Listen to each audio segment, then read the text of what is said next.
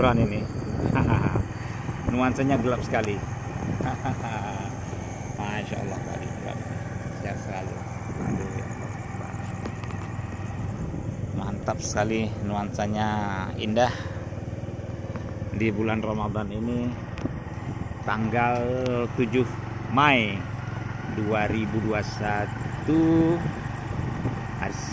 malam Sabtu, bertepatan 26 Ramadan 1442 Hijriah. Masya Allah, ini nuansanya nuansa asik perjalanan malam ini.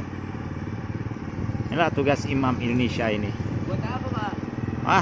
Ini biar ada masuk rekomendasi. Cari aja Khutbah Jumat Julfami Medan, saya itu. Kalau di YouTube nanti Rehan. Ini Rehan aja baru tahu dia. Di sini ada musola. Selama ini Rehan nggak tahu dia. Ini Rehan kita. Bilalnya mantap kali tadi. Si Rehan ini bilalnya Masya Allah luar biasa. Dia menjadi Bilal di Syuhada. Badannya bagus sekali. Masya Allah. Perjalanan yang mengasihkan. Masya Allah. Nuansa malam membelah kegelapan malam. Wah, cahaya lampu sama Pak Ali Imran. Masya Allah, luar biasa. Mudah-mudahan semua berkah perjalanan malam dengan penuh keikhlasan. Imam Indonesia.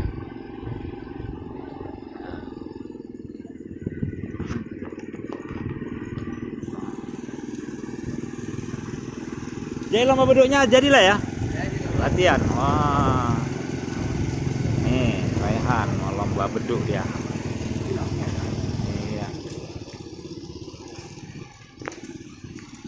Ya.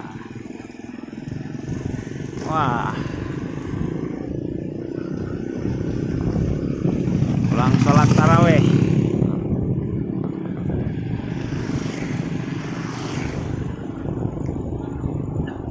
Mantap kali bacaan Pak Ali tuh, kayak udah kayak macam apa, kori-kori internasional betul. Macam Syafi'i, siapa lagi, Bahrum Syah, luar biasa Pak Ali. Belajar. Luar biasa. Insya Allah. Inilah dia. Bacaan beliau luar biasa, bergema kayak betul-betul kori. Masya Allah, luar biasa Pak Ali.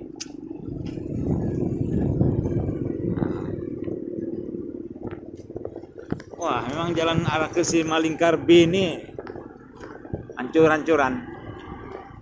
Dan daerah sini minoritas Muslim.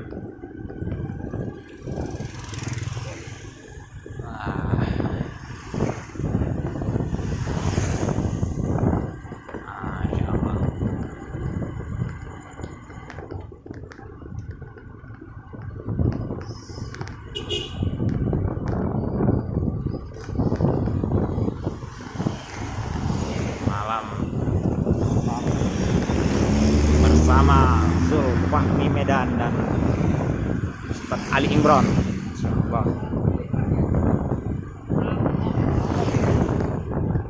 gapai malam Lailatul Qadar. Di Simalingkar B. Pulang taraweh.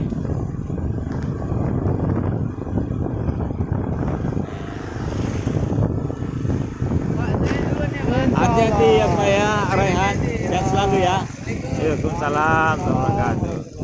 Ya, itulah Rehan yang Bilal tadi, dia di Masjid Al Halim. Dia mau latihan beduk katanya.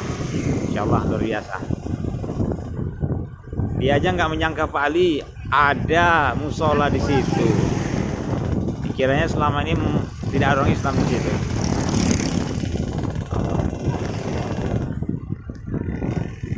Mantap.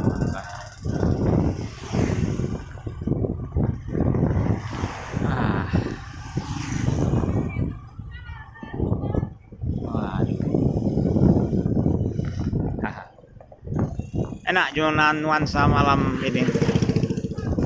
Apalagi kita mau berakhirkan Ramadan ini kayaknya gimana gitu, melepaskan malam-malam Ramadan dengan nuansanya yang ya berkah, sedikit sahdu yang luar biasa. Berkah. Aduh, Mai. Pak Ali besok jangan lupa, kalau besok memang Pak Ali masuk di Jalan Baja 4 Medan yang 23 rakaat, yang gantikan saya sekaligus lah. Karena mungkin malam ini kita gagal ke sana kan. Luar biasa. Ya.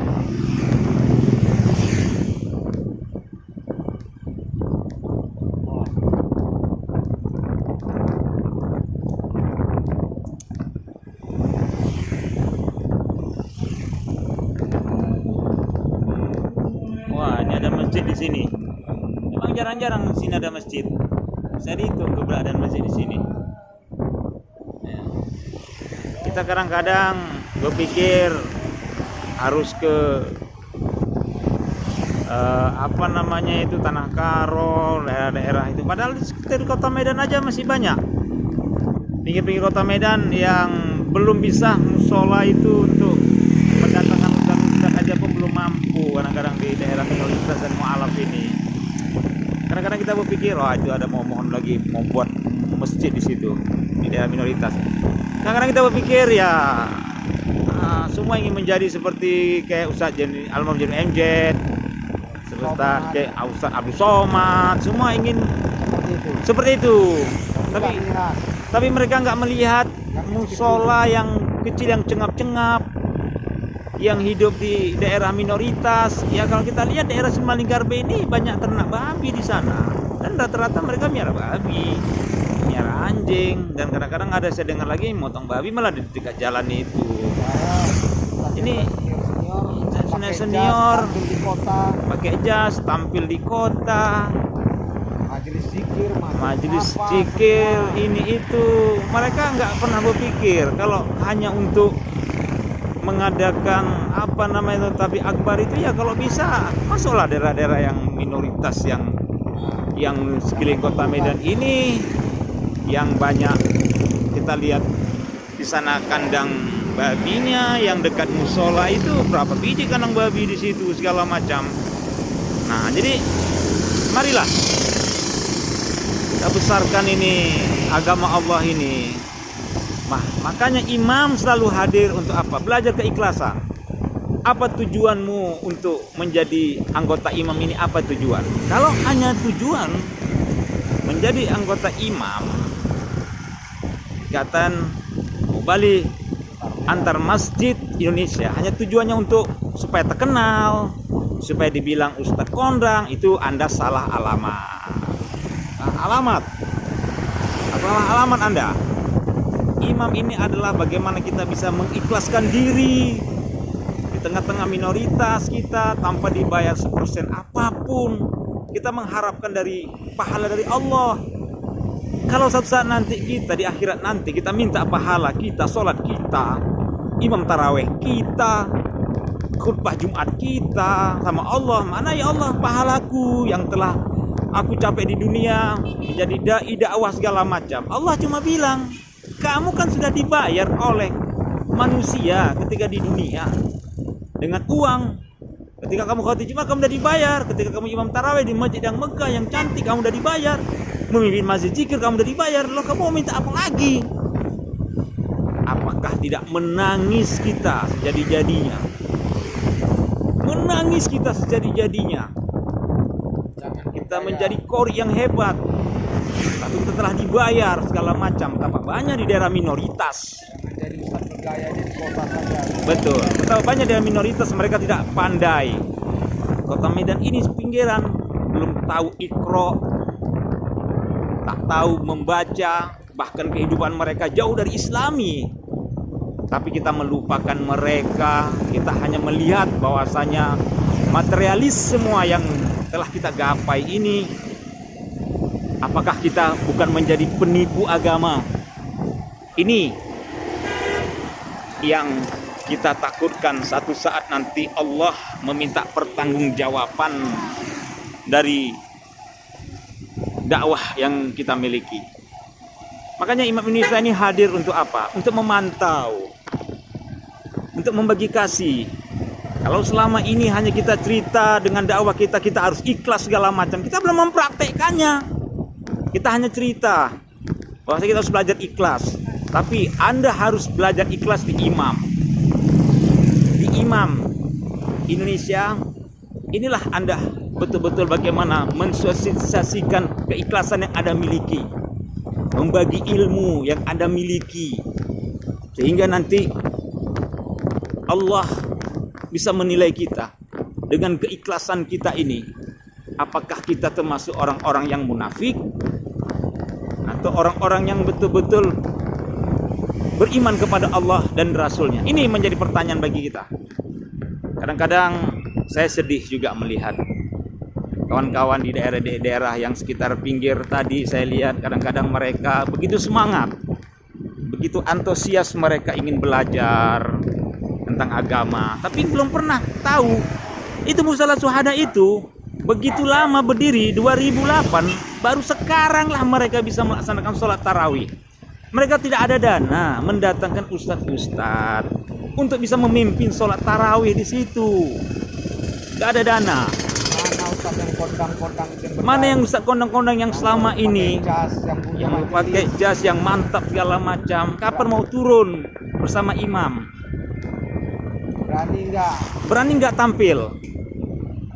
Kami siap dari imam untuk memfasilitaskan yang selama mengorbankan dakwah yang di kota itu. Betul. Berani tidak? Saja dulu, Satu malam saja kita tampil di tempat yang minoritas, tidak ada upah bayar, yang tidak dibayar apapun. Bahkan ada teman kita kalau dua tuh malam ketiga, malam atau keberapa mengisi itu, bahkan sendalnya pun hilang. Yang dapat lagi sendalnya karena hujan deras segala macam. Contoh ada kawan kita tadi, begitu jauhnya kawan kita Ustadz Darussalam, beliau tinggal, Masya Allah luar biasa, di Batangkuis beliau tinggal. Tapi beliau datang dari Batangkuis, bahkan membawa oleh-oleh lagi untuk dikasih baju-baju kepada orang-orang yang mu'alaf. Ini luar biasa ini perjuangan. Minyak ditanggung sendiri, tidak dikasih upah. Bahkan ya maaf kata beliau memberi lagi. Ini kan menjadi motivasi bagi kita. Menjadi motivasi bagi kita ke depannya. Apa yang bisa kita buat untuk agama Islam ini? Mari. Kalau kawan-kawanku yang ingin bergabung bersama imam saya Zulfahmi Medan bersama Ustadz Ali Imran siap bersama umas-umas yang lainnya siap memfasilitaskan ustadz-ustadz untuk dapat hadir bersama Imam Indonesia. Ya Allah, kita lihat gemerlapnya flyover Jamin Ginting ini, tapi kadang-kadang menyimpan banyak cerita. Gemerlapnya kota Medan yang semakin cantik, yang semakin mewahana, banyak meninggalkan kesan dan cerita panjang untuk malam ini. Apa artinya sebuah gemerlapan kota yang maju? Akan tetapi umat Islam terpinggirkan, akidah tergadaikan, tidak bisa berbuat apa-apa karena tinggal di daerah yang minoritas ini. Ini kan menjadi satu pukulan bagi kita, dan saya harap organisasi-organisasi yang lainnya yang ada di kota Medan ini, baik pun Majelis Ulama Kota Medan, ya, MUI Sumatera Utara, ormas-ormas yang lainnya, marilah kita bergandeng tangan dengan Imam Indonesia ini untuk hadir membagi kasih bersama saudara-saudara kita yang minoritas, yang tinggal jauh daripada pinggiran kota Medan, mengharapkan yang jauh daripada suara-suara azan, yang mengharapkan bantuan ustaz-ustaz yang mengharapkan bantuan ustadz-ustadz kondang yang ada di kota Medan ini paling tidak untuk terjunlah ke bawah. Terjunlah ke bawah. Sayangilah agama Islam ini. Sedih kayaknya kita. Apalah artinya kita terkenal? Apalah artinya kita punya nama yang hebat, yang luar biasa, yang dikenal orang, akan tetapi kita tidak bisa memancarkan cahaya-cahaya Islam. Saudara-saudara kita yang membutuhkan, tanpa pamrih, yang mereka hidup di dekat-dekat kolong daripada peternak-peternak babi. Ini saya bukan cerita, ini realita. Ini realita dan ini adalah bukti yang nyata. Bukti yang nyata sekali. Hingga kita bisa membagi kasih kepada yang membutuhkannya, kepada yang sudah kaya raya.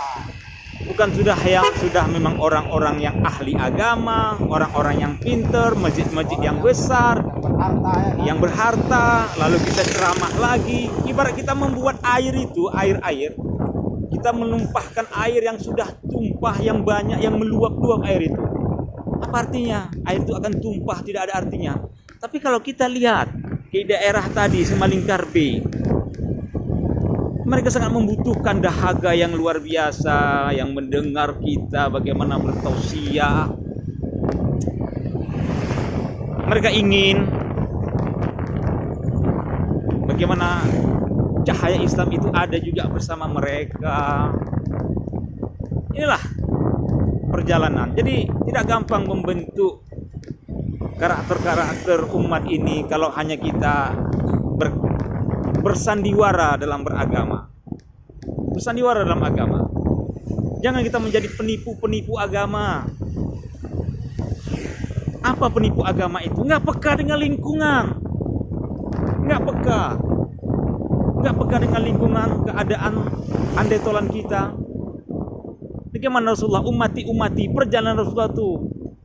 Kalau mungkin dakwah Rasulullah ketika itu hanya dakwah di Mekah saja, dakwah Rasulullah itu hanya sama orang-orang kaya. Hanya sama orang-orang kaya, dakwah Rasulullah ketika hanya di kota Mekah, tidak hijrah Rasulullah. Tidak akan pernah kita bisa merasakan nikmat Islam sampai saat ini. Mungkin dakwah itu hanya sampai di kota Mekah saja yang gemerlapan. Tidak sampai ke Yasrib.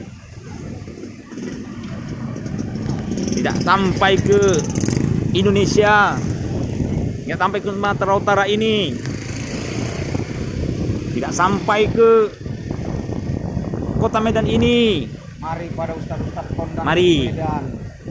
Ayo, pada ustaz-ustaz kondang kota Medan. Imam di sini membutuhkan. Imam di sini sangat membutuhkan Anda. Pandanglah ke bawah, jangan ke atas terus. Pandanglah ke bawah. Jangan ke atas terus. Imam sangat membutuhkan kerjasama di antara ustaz-ustaz. Mubali yang selama ini sudah dikatakan punya nama, Ya. yang selama ini Jangan hanya memikirkan isi amplop yang diberi. ya, jangan hanya kita memikirkan isi amplop. Maaf, saya minta maaf kali. Ayo mari kita. Berapa berani? Siapa berani terjun ke sini? Ini suara hati kami dari imam yang paling dalam. Apalagi tadi Ketua Pak Sutrisno sangat mengaspirasikan kali. Terjunlah. Jangan sampai ketika nanti kita di penghujung ajal kita tidak bisa memberikan yang terbaik untuk agama ini. Jangan menjadi orang yang rugi. Saya rasa ini sajalah perjalanan kita. Dan sebentar lagi pun saya sudah mau sampai ke rumah ini. Tidak jauh dari rumah saya. Tapi jangan sampai kita menjadi ibaratnya seperti tikus mati di lumbung padi karena kekenyangan. karena kekenyangan. Oke kawan-kawan, kami bersama Humas Imam Indonesia, saya Julfami Medan dan Pak Ali Imran mengucapkan selamat malam. Wassalamualaikum warahmatullahi wabarakatuh. Warahmatullahi wabarakatuh. Sampailah kami di tujuan. Alhamdulillah. Alhamdulillah sampai di rumah. Sampai ketemu. Sampai ketemu lagi. Insyaallah. Insyaallah.